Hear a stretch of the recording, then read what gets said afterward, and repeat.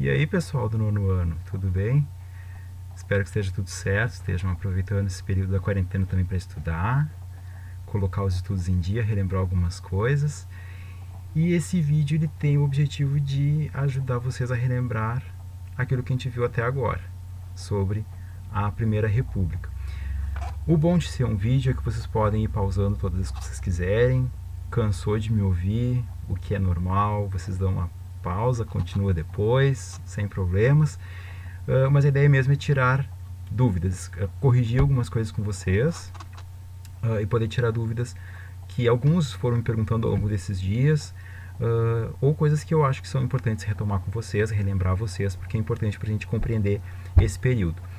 Eu vou deixar, junto com a atividade desse vídeo, umas questões para vocês responderem. É uma avaliação diagnóstica, ou seja, é para eu verificar se vocês conseguiram entender o conteúdo ou não.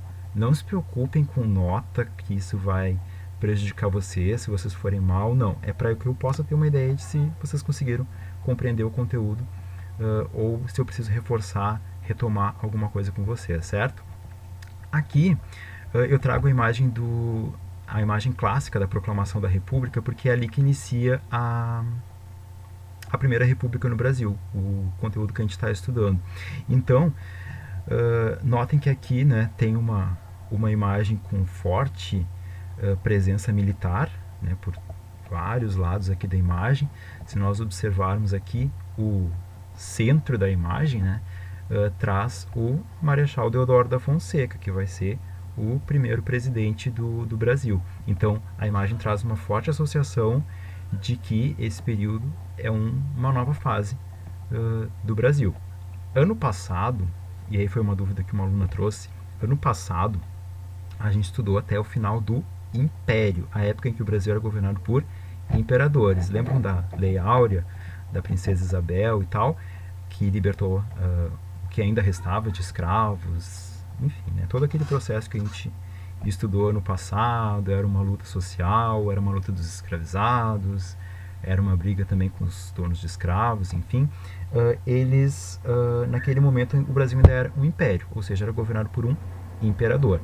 A partir de 1889, os militares retiraram do poder, deram um golpe, retiraram do poder o Dom Pedro II e deram início a um governo não mais com imperadores. Então não tem mais nenhuma ligação com aquela família real que ainda era a mesma família real que vinha lá de Portugal.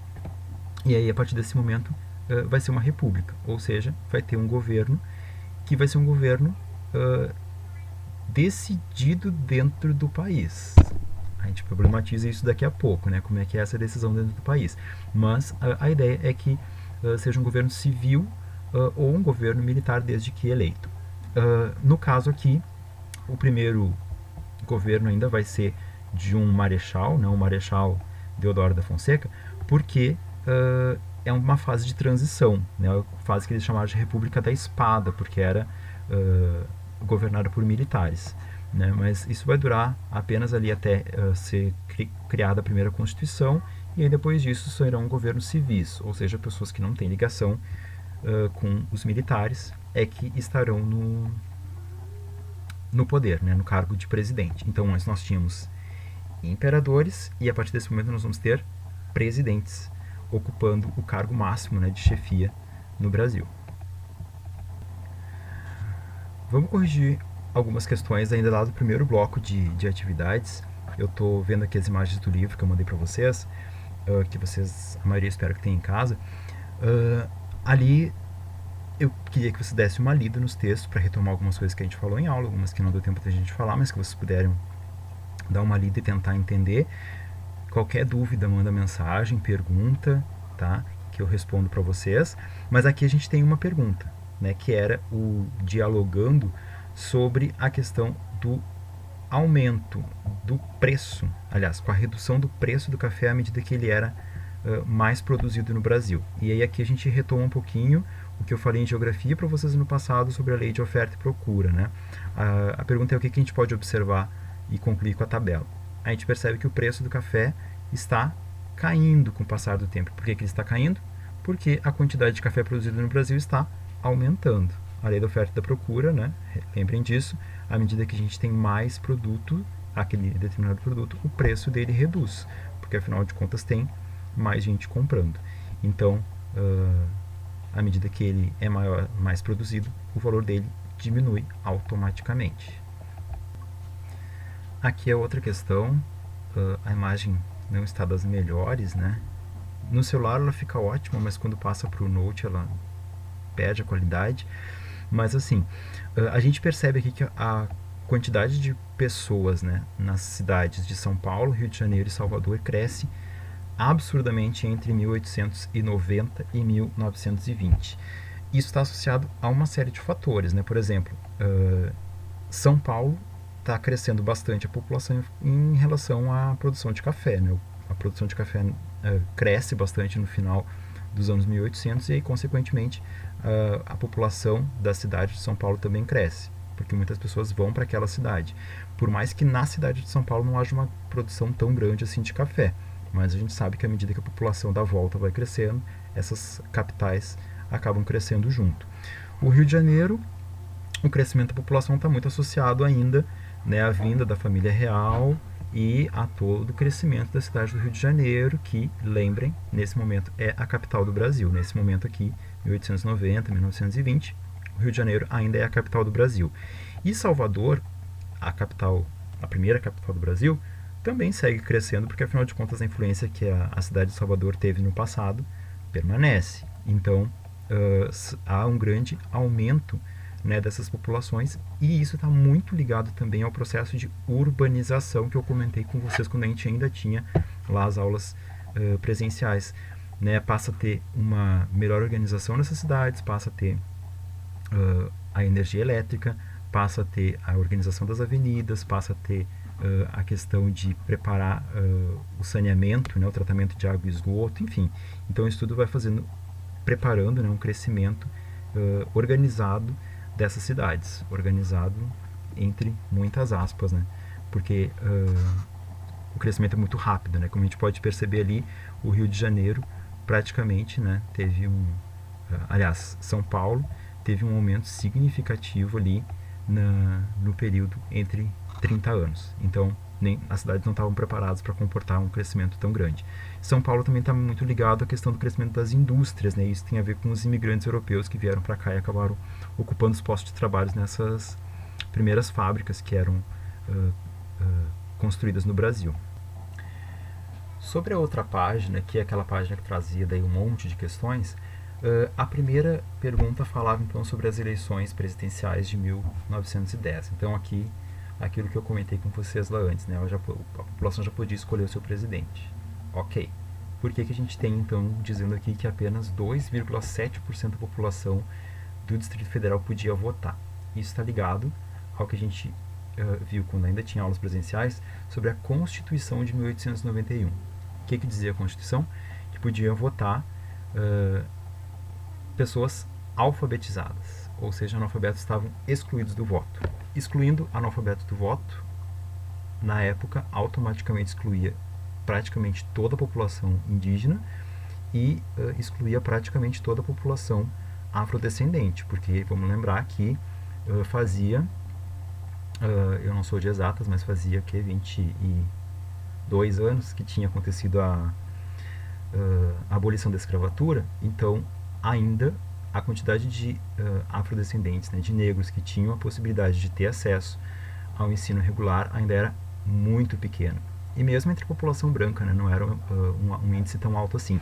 Então a Constituição excluía, né, do voto qualquer analfabeto, mendigo, os soldados. Lembra que tinha a questão de que os militares não poderiam se envolver diretamente nas questões civis, né, então evitar que eles pudessem ter acesso ao voto, e também os religiosos. Então, com isso, os religiosos também não podiam votar. Então, com isso, a quantidade de eleitores era muito pequena, né? Então, essa questão fala um pouquinho sobre isso, né? Sobre essa redução do número de eleitores, a pequena quantidade de eleitores que participavam de fato do processo eleitoral. E se ainda a gente verificar ali no final, né, o que diz, apenas, tirando aqueles que não compareceram às urnas, né, para votar, apenas 0,5% da população total do Distrito Federal votou para presidente da República em 1910. Então, a quantidade de pessoas que de fato escolhiam o presidente era uma quantidade muito abaixo do que nós temos hoje. Na segunda questão, pedia para indicar qual era a alternativa errada e corrigir ela no caderno. E aí entra na questão da política, que a gente chama de política do café com leite, né? A letra D é a errada porque ela diz assim: somente São Paulo e Minas Gerais decidiam quem seria o presidente durante a Primeira República. E havia um texto lá, né, que estava no livro, que comentava um pouquinho sobre isso, que não eram só São Paulo e Minas Gerais, por mais que a gente fale bastante da política do café com leite, porque eles tinham uma grande influência nas decisões políticas naquele momento. Não estava restrito apenas a São Paulo, o maior produtor de café, e a Minas Gerais, o maior criador de gado, né, por isso o leite. Não era só esses dois que definiam os rumos da República, tinha uma série de outros estados que também tinham influência, mas quem concentrava isso era São Paulo e Minas. Mas não eram só eles que decidiam quem era o presidente, tanto que teve presidentes de outros estados ao longo desse período da Primeira República. O que acontecia era que São Paulo e Minas Gerais em geral definiam quem seria o candidato, né, da aliança oficial. Então, se seria um candidato escolhido por São Paulo, não precisava ser um paulista, mas seria um candidato escolhido por São Paulo, ou um candidato escolhido por Minas Gerais, só que cada um deles tinha os seus próprios aliados, né, fora esses dois estados. Então, essa é a alternativa errada por isso. Como é que eu corrijo isso lá no caderno? Coloca que não era somente São Paulo e Minas Gerais, que outros estados também podiam participar das decisões políticas da Primeira República, dependendo da influência, do poder econômico que cada um desses estados tivesse, certo? A 3, ela traz uma tabela ali sobre os principais produtos de exportação ao longo de toda a Primeira República. A gente pode notar ali que o principal produto era o café, né, ele dominava quase sempre metade ou bem mais que a metade do percentual de exportações brasileiras. E a gente tem ali um período em que há um crescimento da exportação de borracha. E isso está lá na questão da letra C, né, que outro produto além do café teve grande importância no período abrangido pela tabela. E relaciona com a letra D, que é para comentar o impacto socioeconômico e cultural do boom da borracha na Amazônia. Boom de explosão, né, de crescimento da exploração da borracha na Amazônia. O que tem a ver né, com essa questão da borracha? Tem muita relação, aliás, o café também, né, tem uma forte relação com o crescimento das fábricas na Europa. Então, a gente tem um aumento da produção de café, porque o café brasileiro era o principal produto levado à Inglaterra naquele momento. Lembrem que a Inglaterra estava no auge da Revolução Industrial, não mais na primeira fase, já estava numa fase mais além, com a produção industrial muito acelerada, e o café era aquilo que mantinha os trabalhadores acordados nas fábricas, então era uma maneira de garantir e melhorar a produção.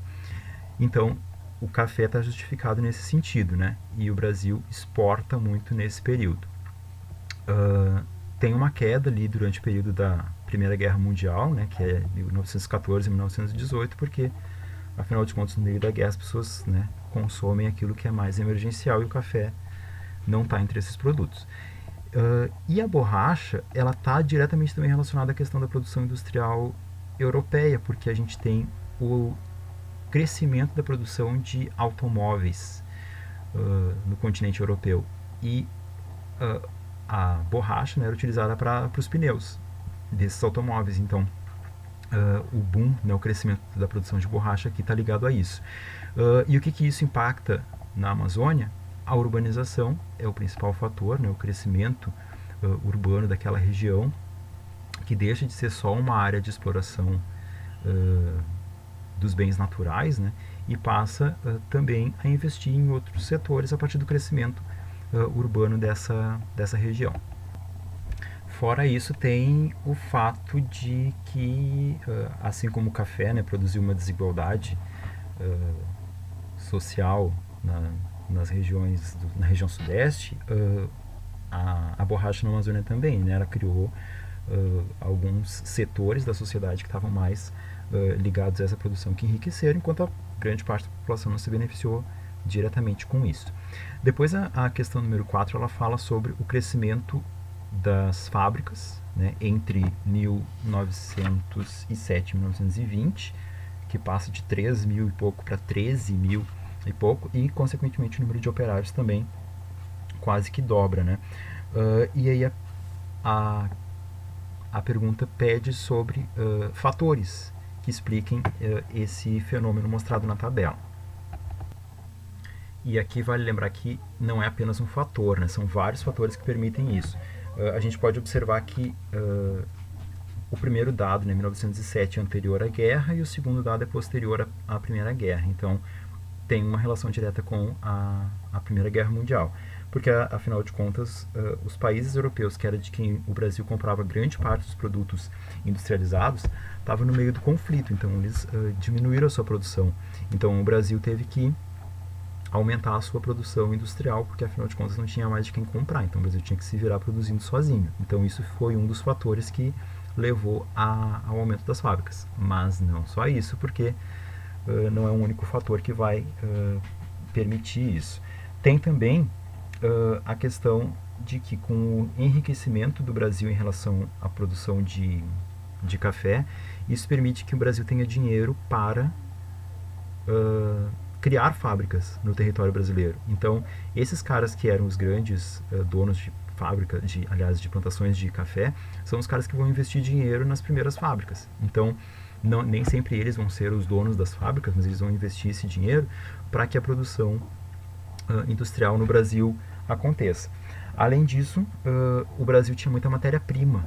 Vamos olhar ali a borracha, né? Se o Brasil quisesse produzir automóveis, ele tinha borracha suficiente para produzir os pneus desses automóveis. Então, um dos fatores também é esse.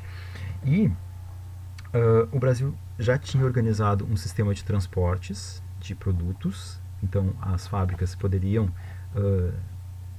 levar a sua produção para outras partes do mundo, e tinha uma quantidade absurda de mão de obra, né? A população do Brasil já era muito grande, então isso permitia que tivesse uma grande quantidade de trabalhadores e que o valor dessa produção também não fosse tão elevado assim. E isso está muito associado à questão número 5, né, que fala sobre a quantidade de imigrantes europeus e asiáticos no Brasil. Ali fala sobre o número, né, de cada um deles. A letra A é uma soma apenas, né, que você somem ali a quantidade de imigrantes. Depois, a letra B pede para que vocês contem só a quantidade de italianos, portugueses e espanhóis. E isso faz com que vocês pensem um pouquinho na letra C o porquê que houve preferência por esses três grupos de imigrantes. Por que eles escolheram mais italianos, portugueses e espanhóis? E isso está diretamente associado à questão de o tipo de imigrante que a República queria, né? Que era uma pátria brasileira com população branca e majoritariamente católica, porque afinal de contas, né, na Alemanha a gente tinha uma grande quantidade de protestantes, na Rússia uma grande quantidade de ortodoxos, no Japão uma grande quantidade de shintoístas, enfim, cada um dos outros países tinha outras culturas. E como o Brasil, por mais que na República já não tivesse mais aquela aliança explícita, né, da Estado e religião, isso vai permanecer ao longo da Primeira República. Então a preferência por esses três grupos era pela permanência, né, de um grupo europeu no Brasil com relação então com a religião católica. Então por isso que vai ter uma grande quantidade de italianos, portugueses e espanhóis vindo para cá, e por isso a preferência por esses três grupos. Depois, no segundo bloco de atividades, eu pedi para que vocês assistissem esse filme aqui, né, O Alto da Compadecida. Espero que tenham gostado. Eu sei que, né, enfim, não tem como todo mundo gostar do filme, mas ele tem um humor bem característico, faz refletir várias coisas sobre aquele período, né? Embora o filme trate, na verdade ele tenha sido escrito sobre uma produção que é um pouquinho posterior ali, mas ele ainda trabalha com esse modo de vida lá bem característico da Primeira República, né? Quando a gente tem ali uma ideia de coronelismo muito forte, né, que a gente percebe na figura do representante local lá, não lembro se era o marechal, enfim, quem era ele, mas o cara que tinha o poder político daquela região, né? Tem aqui também o padre e o bispo, né, que a gente percebe ao longo do filme, que ele mostra a questão da influência da igreja ainda nesse período, a questão do cangaceiro, né, o cara que queria fazer justiça com as próprias mãos, o casal ali que era o dono da padaria, né, e que mostra um pouco aquela ideia da exploração do trabalhador, enfim. O Auto da Compadecida, ele é um filme bem interessante para pensar aquele período, né? Pra pensar aquele momento histórico lá onde a gente tem uma pobreza muito grande no Nordeste, dá para perceber ao longo do filme, né, que ele traz todo um sotaque nordestino, então ele é típico do Nordeste, uma desigualdade social que vai permitir o surgimento do cangaço, né? Para quem tem alguns que estão preparando um trabalho sobre isso, eu espero, aliás, foi bom lembrar sobre isso, espero que vocês estejam preparando o trabalho sobre as revoltas, né, da Primeira República, quando a gente voltar, sei lá se vai ser mês que vem ou 2025, mas enfim, quando a gente voltar, eu quero que vocês apresentem então sobre essas revoltas da Primeira República, e o cangaço é uma delas, né, onde a gente tem uma série de sertanejos que não tem nada a ver com as músicas atuais, enfim, mas é sertanejo, aquele que vive no sertão, que, insatisfeito com a realidade social que eles viviam, passam a se revoltar muito fortemente e querer tomar o poder no lugar onde eles vivem, né, no local onde eles vivem. E aí tem ali o cangaceiro que invade a cidade mais de uma vez, né, e tenta tomar o poder e tal, e que acaba originando toda a parte final lá do filme. A gente vê a questão da compadecida, né, da intercessora, daquela que vai interceder pelos pecadores da cidade. Então, para quem não viu o filme, olhem, porque ele mostra bastante a questão da realidade que o Brasil vivia naquele momento. Fala bastante do Nordeste, mas essa realidade era muito parecida com o que a gente tinha, guardadas as devidas proporções, em várias partes do território brasileiro, principalmente no interior do Brasil, né? Talvez podemos dizer que nas grandes capitais não eram assim, mas na maior parte do território brasileiro era bem parecido. Depois tinha uma outra atividade que eu passei lá no terceiro bloco para vocês, que era uma comparação da atual pandemia com a gripe espanhola, que foi em 1918, ou seja, em meio à Primeira República no Brasil.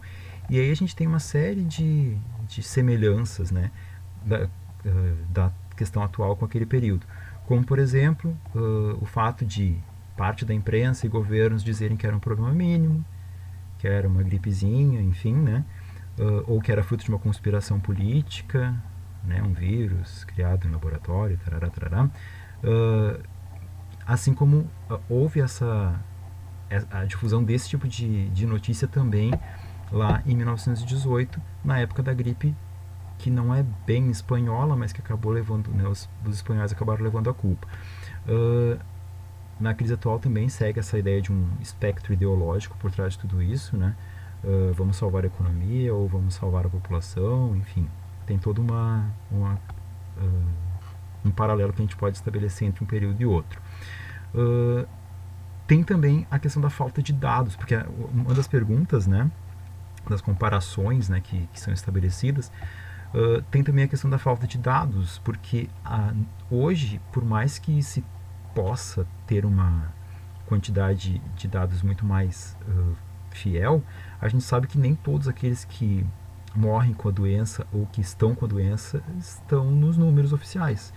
Primeiro porque tem várias pessoas que pegaram a doença e que, por, sei lá, por seu histórico de atleta ou por serem jovens da idade de vocês, enfim, não manifestou de uma maneira mais intensa, né, porque não faz parte de um grupo de risco, a gente percebe que esses dados não aparecem, porque se talvez algum de vocês passou por isso e não foi fazer exames, ou enfim, foi algo mais passageiro, que não foi tão grave, não entrou nesses números, mas pode ter sido uma pessoa contaminada, assim como diversas pessoas que morreram com a doença e não entraram nos números oficiais porque não foi feito exame nelas. Então, a falta de dados também abafou no passado, né, a situação catastrófica que que se viveu naquele período. Então tem uma série de comparações aqui. A outra comparação aqui estabelece em relação à cidade do Rio de Janeiro, né, que vivia uma situação de precariedade, enfim, as favelas, onde a situação era muito mais precária e a doença chegava muito mais fácil. Isso também ocorre na atualidade, né? É só a gente ver reportagens internacionais que mostram o Brasil nesse momento, né? Elas falam muito da questão do crescimento da doença nas favelas, né? Porque nos bairros nobres do Rio de Janeiro a população tem um tratamento mais facilitado do que para a população que vive nas grandes favelas e que precisa muitas vezes continuar trabalhando porque o isolamento para elas não é tão simples assim, né? Elas têm que escolher entre pegar a doença ou morrer de fome. Então a questão é um pouquinho parecida com o que existia lá em 1918. E eu pedi para vocês darem uma pesquisada lá sobre os avanços urbanísticos e sanitários ocorridos no Rio de Janeiro na Primeira República. Então isso eu não vou explicar aqui porque vocês vão pesquisar depois. Na verdade, a última atividade que eu passei falava um pouquinho sobre isso, né? Mas eu quero que vocês busquem mais informações. Aqui a gente tem uma charge que mostra ali, né, a espanhola chegando, né, e um funcionário da saúde dizendo que não tem mais lugar para ela. E ela diz, né, mas como não? Se o doutor me disse que eu aqui teria uma colocação segura. Isso é um embuste, isso é uma mentira.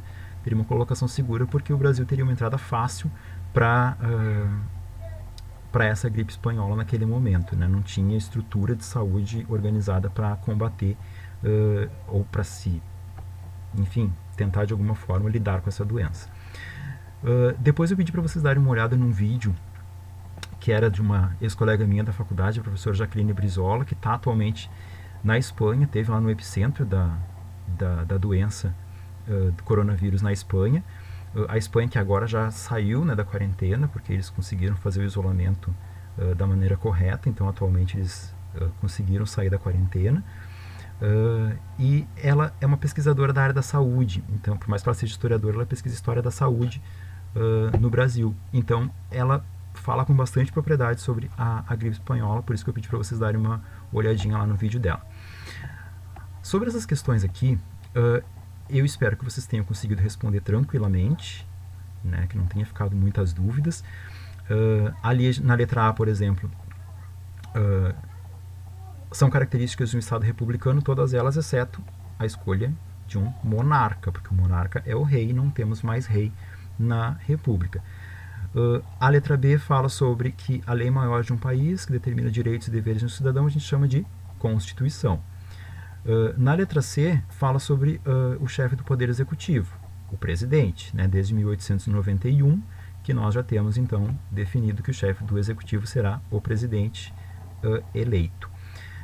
Na letra D, foram determinações da Constituição de 1891, exceto a questão do voto masculino, incluindo o voto de analfabetos e praças. Não, esses não podiam votar. Então, essa ali está errada. Essa que você tem que marcar no caso.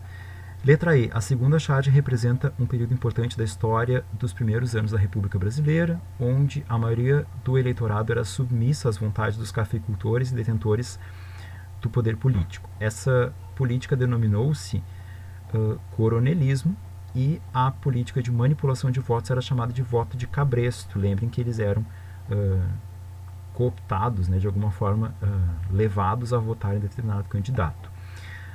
A letra F,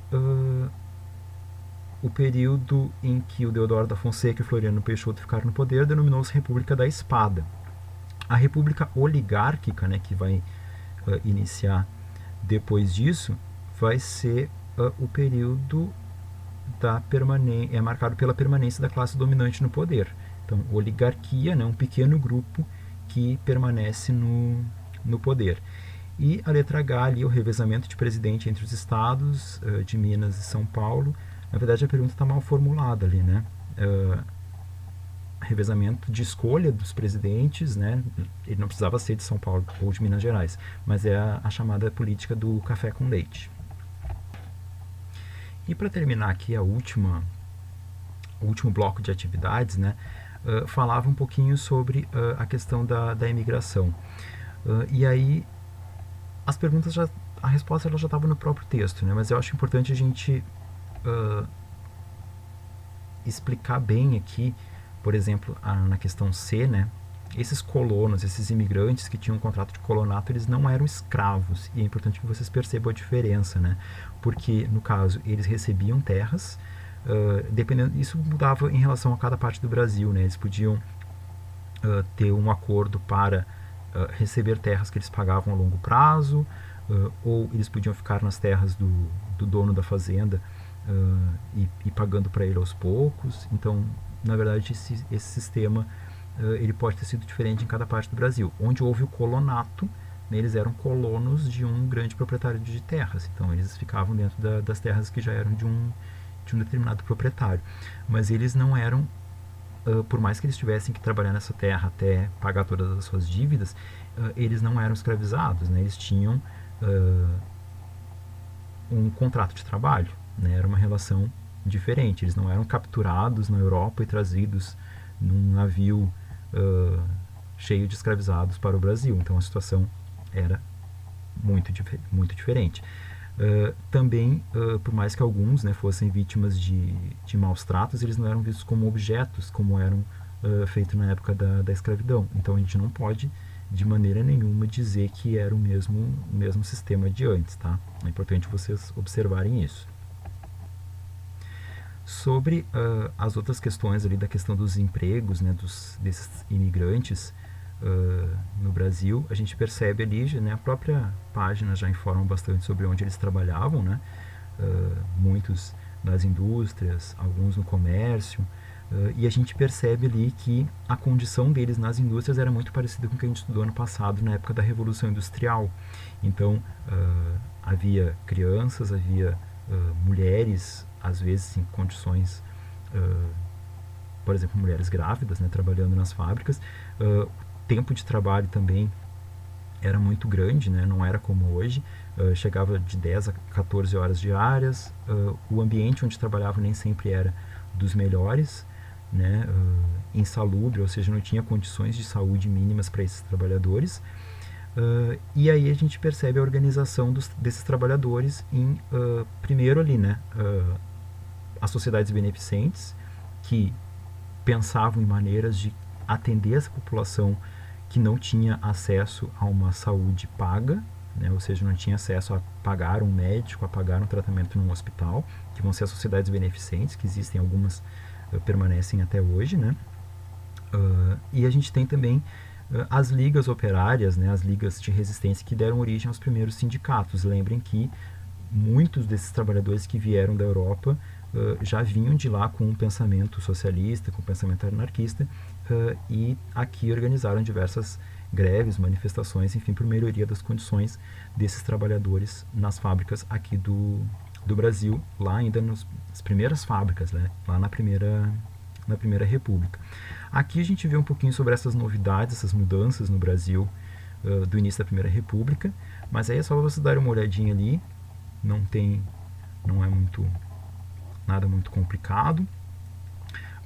O cinema, né, eu pergunto ali como é que o cinema interferiu nos hábitos culturais brasileiros, e aí aqui é importante vocês perceberem que as pessoas, diferente de como é hoje, né, onde talvez o cinema já é um pouco mais acessível, por mais que o valor do ingresso seja absurdo, mas aqui a gente ainda percebe que tinha todo um ritual para ir ao cinema, né? E esse ritual vai sendo muito influenciado pelo próprio cinema, ou seja, as pessoas começam a se vestir como elas viam nos filmes, elas começam a falar como elas viam nos filmes, elas começam a agir de uma maneira parecida. Então, aqui aquilo que a gente vê em geografia lá sobre a globalização, né? A globalização atinge fortemente o Brasil no início dos anos 1900, aliás, no final dos anos 1800, começo dos anos 1900, com a chegada e a popularização do cinema, né? Era uma época em que ainda não tinha TV, que ainda não tinha internet, estava longe disso, né? Então, a maneira das pessoas, às vezes, se divertirem era com o cinema. E aqui, fala um pouquinho, né, o texto traz um pouquinho sobre a questão do cotidiano dos afro-brasileiros. Afro, porque eles são descendentes de africanos, mas eles lembram que eles são brasileiros, não são mais nascidos na África, porque o tráfico de africanos para o Brasil foi proibido lá com a Lei Eusébio de Queiroz em 1850. Então, não vinham mais escravizados de lá para cá, né? Havia escravidão interna, mas eles não vinham mais de lá para cá. E aí esse cotidiano deles pós-escravidão. A gente já falou um pouquinho disso no passado, mas o texto aqui retoma um pouquinho e fala dessas redes de solidariedade, que isso a gente não comentou no passado, né? Essas redes para tentar se ajudar, né? Afinal de contas, eles acabam sendo libertos, muitos deles, sem nenhuma proteção do Estado e nenhuma ajuda dos seus antigos senhores. Então, era uma maneira de arrecadar dinheiro para ajudar eles em tudo que fosse preciso, desde iniciar uma construção de uma casa até comprar o alimento básico para eles não morrerem de fome. Então, aqui a gente fala um pouquinho sobre como era essa vida pós a abolição, né? E aí aqui tem algumas perguntas também que falam sobre as formas de resistência que permanecem até a atualidade. E aqui tem um texto que fala um pouquinho sobre essa organização da imigração no Brasil, né?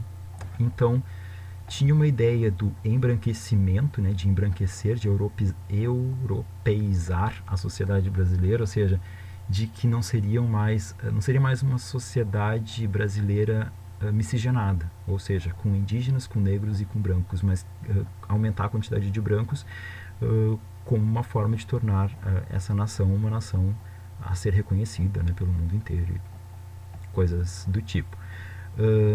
Então, essa é a proposta, né, que vinha lá no primeiro grupo. E a segunda ali, né, o segundo texto, ele fala da visão dos positivistas brasileiros, né, após a abolição, defendendo a permanência de trabalho da população local, né, da população que já existia aqui no Brasil. Então, que não precisava trazer imigrantes europeus, que os próprios negros ex-escravizados poderiam dar conta dessa mão de obra. E aí a letra C pergunta qual das duas propostas foi adotado pelo governo brasileiro. E eu acho que eu nem preciso comentar com vocês, né, que foi a opção pelos imigrantes. Ou seja, que a ideia de deixar que o Brasil fosse uma pátria negra não era bem aceita naquele momento. Por mais que a gente saiba que hoje metade da população brasileira seja negra ou afrodescendente. Então, eu espero que o vídeo ficou gigantesco, mas eu espero que tenha dado para tirar algumas dúvidas. Espero que vocês possam fazer a avaliação que eu vou deixar lá para vocês de uma maneira tranquila, assistir o vídeo quando for preciso. Enfim, o bom do vídeo, como eu já disse, é que vocês podem ir pausando, vendo por partes, enfim, à medida que vai cansando, deixa para ver depois, enfim. Mas é dar um auxílio a vocês nesse momento de quarentena, tentar matar um pouquinho a saudade. Por isso que eu deixei meu carão aí na tela para vocês acompanharem um pouquinho também. Saudades de vocês. A gente não sei quando que vamos nos ver de novo. Espero que seja logo, né? Mas o importante agora é que todo mundo cuide individualmente da sua saúde, cuide da saúde da família, de vocês também aí, cuide da cidade de Canoas como um todo, né? Porque afinal de contas, a gente quer voltar, a gente tem que reduzir esses índices aí de expansão da doença, certinho? Qualquer dúvida, chama no Messenger lá, ou coloca a dúvida ali no Classroom da turma, tá? Ou lá no grupo no Facebook, enfim. Vocês têm diversas maneiras de entrar em contato, tá? Sempre que precisar, vocês sabem que podem contar com o Sor aqui, tá bom? Beijos, se cuidem.